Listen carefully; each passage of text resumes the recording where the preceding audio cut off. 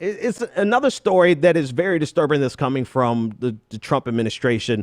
The Trump administration is poised to roll back to change the transgender student bathroom guidelines. And this is according to the Washington Post. The Trump administration plans to change federal education guidelines that required public schools to let their students use the bathroom or locker room that corresponded to their gender identity. The White House said on Today that the Education and Justice Departments would soon issue a new guidance on the issue. Sean Spicer said, quote, "I think that all you have to do is to look at what the president's view has been for a long time. This is not something that the federal government should be involved in. It's a states' rights issue." That's states' rights. That banner has always been the justification for discrimination in American history.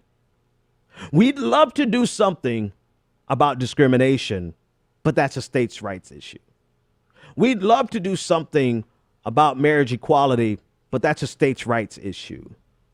We'd love to do something, we don't have a problem with a woman's right to choose, but that should be a states' rights issue. And I get it. They love to lump everything underneath the 10th Amendment, saying everything that's not included here is relegated to the states. They're willing to do that, but they're so willing to tread on states' rights when it really is something that they believe in. So it's not as though they have a moral consistency with regard to states' rights. It's that they selectively choose when to apply states' rights. And with the transgender issue, this is another example of them saying this is a states' rights issue. In other words, they don't want the federal government to come in and to create a standard across the United States that benefits people who have been marginalized because it's a states' rights issue. But in terms of the decision that Donald Trump is getting ready to make, it won't have an immediate impact on the nation's public school students because a federal judge has already put a hold on the Obama era directive that he issued. I believe that was back in May when he issued that. Mary Kessling, executive director of the National Center for Transgender Equality, she said this, quote, "Such clear action directed at children would be a brazen and shameless attack on hundreds of thousands of young Americans who must already defend themselves against schoolyard bullies, but are ill-equipped to fight bullies on the floor of their state legislatures and the White House." And that's the damn truth if I ever heard it.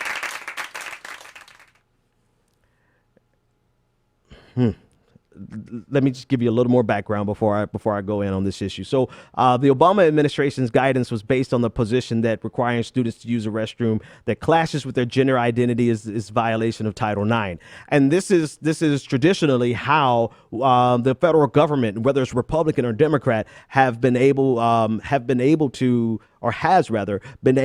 get around the states' right issue, because if you want to receive federal funding, then now you open yourself up to the guidelines and to federal regulations.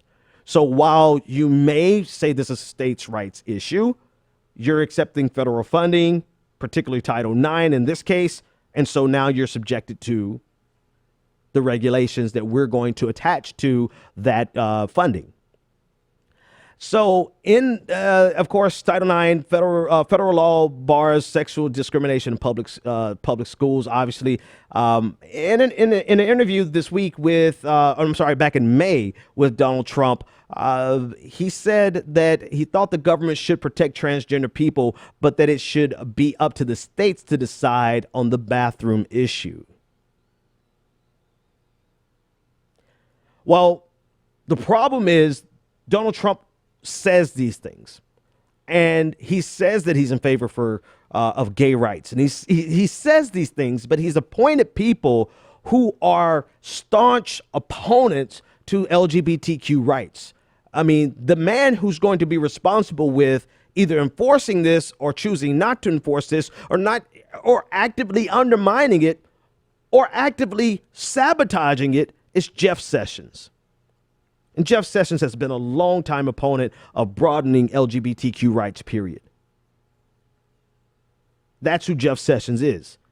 Jeff Sessions is another one of these people who gets to hide behind the mantle of states' rights and the Constitution in its original form, originalist.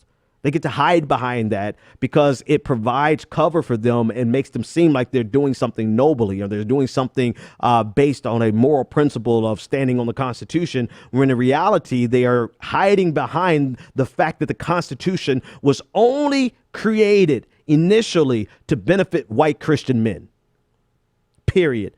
White Christian straight men. Outside of that, the Constitution was not really meant for anybody else. And they are able to hearken back to the original meaning of the Constitution or states' rights and sound as if, or try to convince themselves that they are not racist, sexist, homophobes, xenophobes, transphobes. They try to say that it's not that. We're not racist. We just want America to be what it was originally. Well, no shit, Sherlock. Originally, America discriminated against everyone who was not male, who was not Christian, who was not white, and who did not own property. So the subtext of this states' rights argument and the subtext of abiding by the Constitution and in its original meaning and the original writing and the strict letter of the law is always the ability to hide behind what America was at its founding. But what Mara Kessling said, the executive director of the National Center for Transgender Equality, what she said is really the heart of the story. The heart of the story is you have hundreds of thousands of children who are transgender that are brave enough. Just thinking about the level of bravery it takes is staggering. They're brave enough to fight against the bullies in their schools so that they can be who they are. They're strong enough to do that, but they do not have the wherewithal, the capacity, the influence, the finances, or anything necessary to fight back against the bullies in their state houses. And if you want to really see the worst of American politics, look at the discrimination that is being peddled in our state legislatures. That's where the fight really is. And that's where these children are the most vulnerable. And that's where the federal government has historically stepped in and used the purse to influence policy on a state level. And now our president is saying, nah, we're going to leave this to the states. You have left hundreds of thousands of children at the mercy of vultures who cannot wait to impose their religious view of the world through legislation on people who do not want to or should not have to abide by your religious interpretation of what their life should be. Congratulations, Donald Trump. You just stepped to a whole new level of petty and bigotry. And this is only month 2.